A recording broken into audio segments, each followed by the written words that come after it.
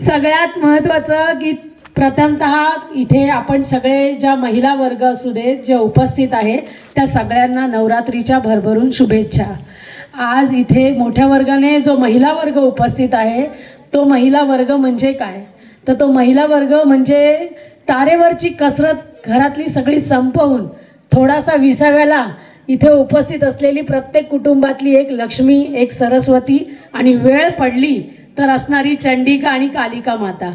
इथे या सगळ्या रूपांमध्ये इथे ज्या तुम्ही महिला वर्ग हजर आहेत, प्रथमतः मी तुमच्या सगळ्यांचं टाळ्यांच्या गजरात आपल्या स्वतःसाठी टाळ्या वाजवा। तुमच्या टाळ्यांच्या गजरात मी तुमच्या सगळ्यांचं स्वागत करत आहे। आणि ज्यांच्यासाठी किंवा ज्यांच्या कार्यक्रमासाठी आपण इथे उपस्थित राहिलेलो आहोत, खेळ पैठणीचा शारदीय नवरात्र आपल्या नवरात्रोत्सवानिमित्त जो हा खेळ पैठणीचा आपण इथे आयोजित केलेला आहे, त्यांच्याबद्दल सांगायचं म्हटलं तर जुन्नर तालुक्याचा इतिहास जर लिहायचा असेल तर तो इतिहास या नावाशिवाय अधुरा राहील। अशा आपल्या सगळ्यांच्या लाडक्या आणि तालुक्याच्या रणरागिणी सौ आशाताई दत्तात्रय बुचके यांनी आयोजित हा जो कार्यक्रम केलेला आहे, या कार्यक्रमामागचं तुम्हाला जर गूढ जाणून घ्यायचं असेल तर कोणत्याही प्रकारचा त्यांचा असा उद्देश नाही बरं का, की आज आशाताईंनी कार्यक्रम लावलाय तर तुम्ही आशाताईंना नीट जवळून बघावं, आशाताई कधीतरी आलेल्या आहेत, आशाताईंचं कार्याची तुम्हाला माहिती नसावी, असा कोणताही उद्देश नाही त्यांचा। कारण कोणत्याही कार्याची पोचपावती आपण तालुक्यामध्ये वावरतोय, 24 तास आपण तालुक्यासाठी देतोय।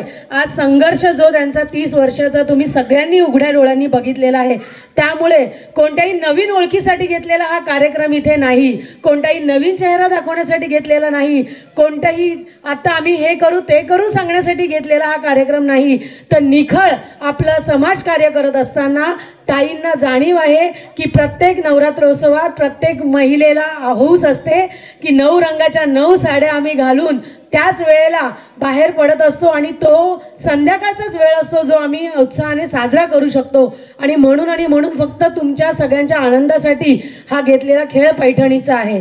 आणि या सगळ्याच्या दरम्यान फक्त एवढंच सांगायचं आहे, आतापर्यंत अनेक भूलथापांना प्रलोभनांना आपण बळी पडले आहोत, पण आपल्याला स्वतःला सुद्धा माहिती आहे की डोळे झाकले, आपण जर आपले डोळे झाकले तर प्रत्येक महिलेला जर तालुक्यामध्ये आपल्या जवळची नेतृत्व करणारी कोणती महिला आठवावीशी वाटली तर अगदी लहान मुलांपासून वयस्कर महिलांपर्यंत सुद्धा मी सांगेल एकच नाव आठवेल, ते म्हणजे फक्त आणि फक्त सौ आशाताई दत्तात्रय बुचके।